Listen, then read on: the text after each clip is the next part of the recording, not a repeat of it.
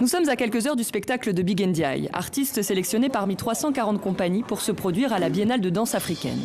Originaire du Sine Saloum au Sénégal, la jeune femme exerce la profession de danseuse depuis plus de 15 ans, et ce, malgré les préjugés.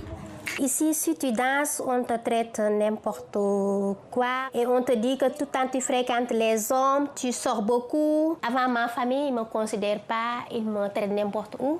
Mais maintenant, quand je voyageais au niveau d'extérieur, maintenant ils commencent à voir la danse, c'est un métier. Pendant 5 jours, la Biennale accueillera sur scène 160 artistes venus de l'étranger. Parmi eux, le chorégraphe camerounais Zora Snake. Son spectacle, Le combat des lianes, explore la résistance des peuples autochtones d'Afrique centrale face à la déforestation.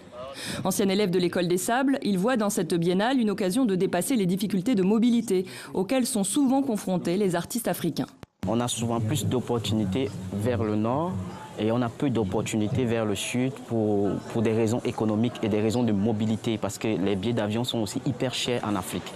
Et donc cette politique culturelle que je trouve très admirable que porte la Biennale et l'opportunité que la Biennale donne aux artistes chorégraphes venant d'Afrique de se produire aussi sur leur terre, sur le continent.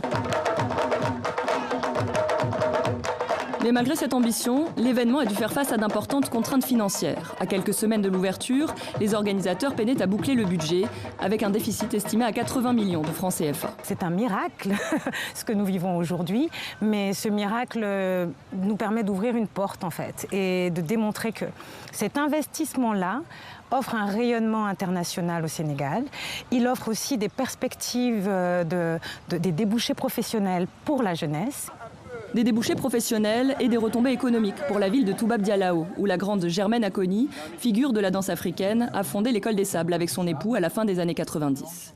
Alors la tenue de la Biennale sur ces terres marque une forme d'aboutissement. Cette concentration du monde entier qui vient là, c'est une récompense extraordinaire pour notre travail et pour aider les jeunes à voir que la danse, ce qu'ils ont fait, est récompensé, sera récompensé.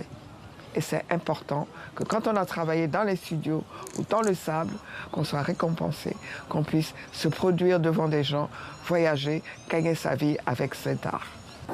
La Biennale se poursuit jusqu'à dimanche à Toubab Dialaho.